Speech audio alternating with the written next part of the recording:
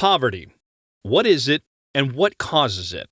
In Anthology, the ancient Greek writer Stobaeus quoted the story of two young men seeking the hand of Pericles' daughter. One of the admirers inherited a fortune, but lacked knowledge and education. The other was poor, but quick-witted and educated. The Athenian leader married his daughter to the second bachelor, which he explained, "From the one who is rich, I prefer the one who can become rich."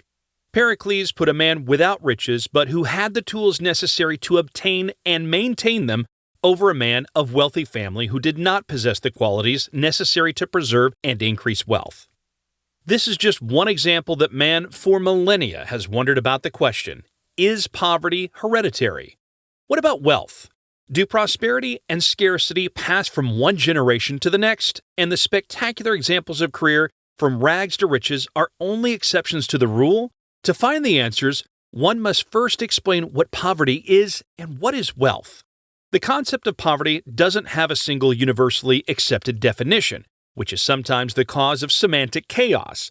Webster's New Encyclopedic Dictionary defines poverty as failure to attain a minimum standard of living.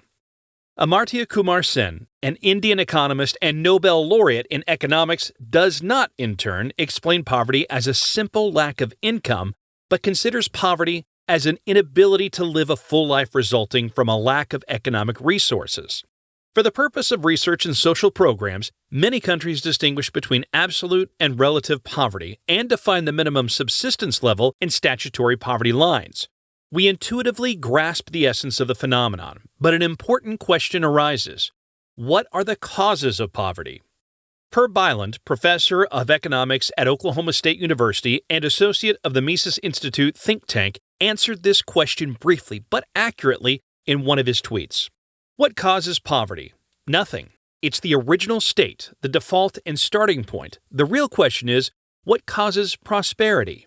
Indeed, no community has a predetermined and magically secured prosperity. Wealth was created by the productive labor of enterprising people.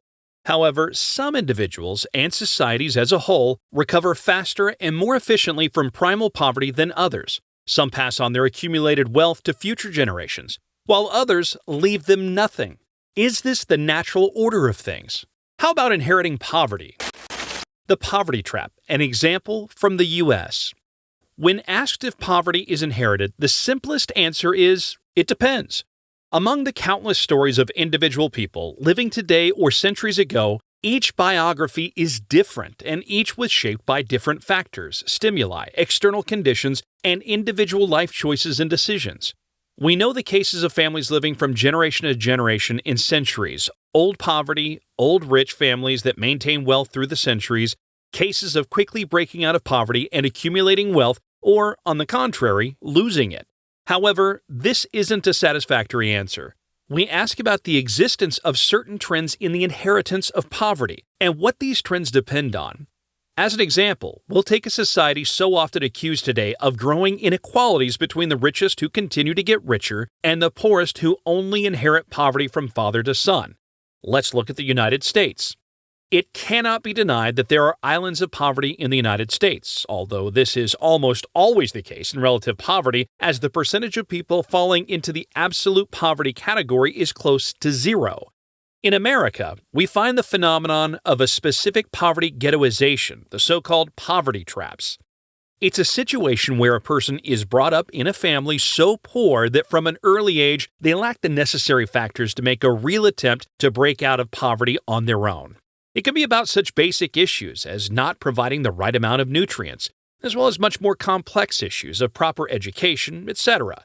In the United States, a large part of this situation, though not exclusively of course, affects poor neighborhoods and neighborhoods inhabited by poor African Americans. It's impossible to name a single factor responsible for this state of affairs. Some of them are the neighborhood effect, deficiencies in the sphere of education, or an exceptionally high percentage of cases of long-term imprisonment among African American men directly translating into the possibility of taking up a job. The indicators concerning families are also important, in particular, the exceptionally high number of divorces, broken marriages, and children brought up by a single parent. System and institutions and the issue of poverty. Despite the gloomy data, it turns out that in the USA, despite all the problems, there are still many opportunities to break the generational cycle of poverty and get out of poverty, also for representatives of poorer ethnic and cultural minorities. What does it mean? We'll come back to this issue in a moment. For now, let's look at what is perhaps one of the most important aspects that makes it easier or more difficult to break out of poverty. The social system, or more precisely, the institutional environment in which a given person and his family lives, cannot be overestimated. This is quite an intuitive observation. If we study a caste society in which the fact of birth in a given group determines the individual's status, their rights and privileges, or the lack of them, duties and scope of activity, we can expect the phenomenon of hereditary poverty to be widespread.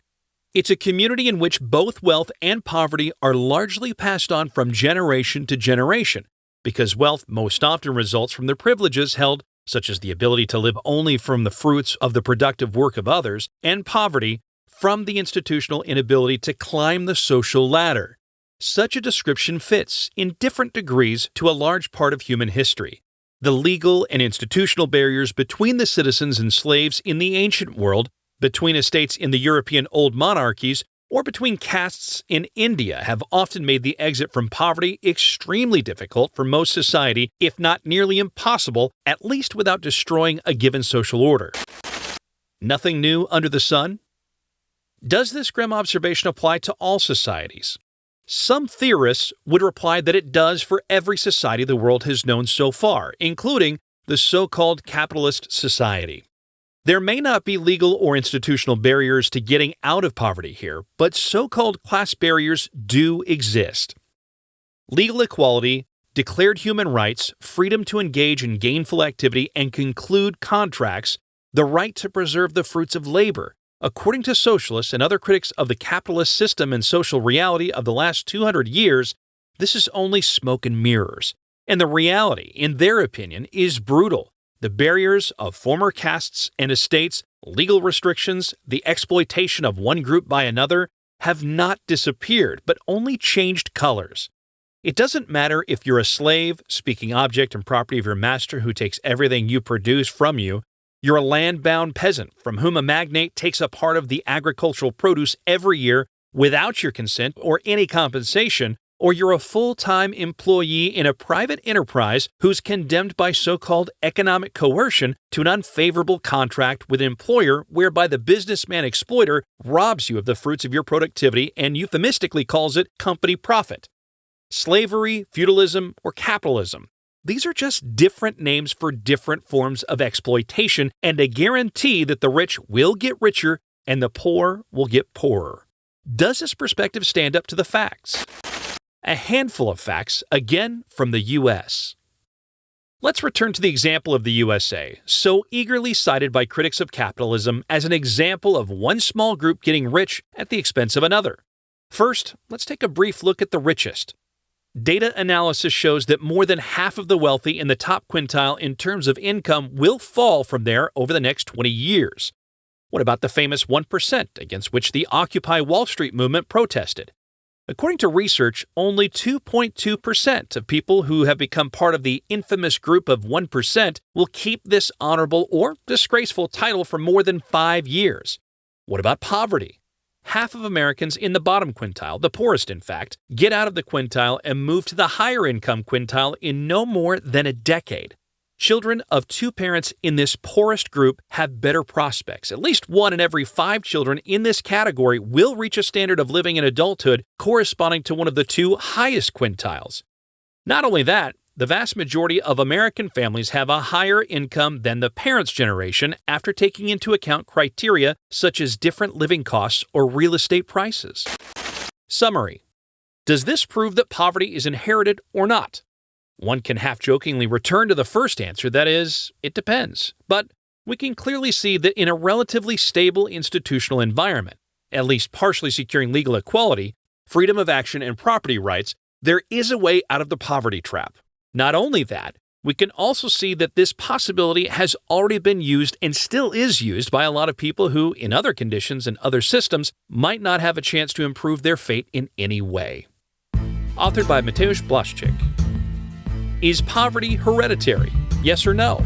Let us know in the comments.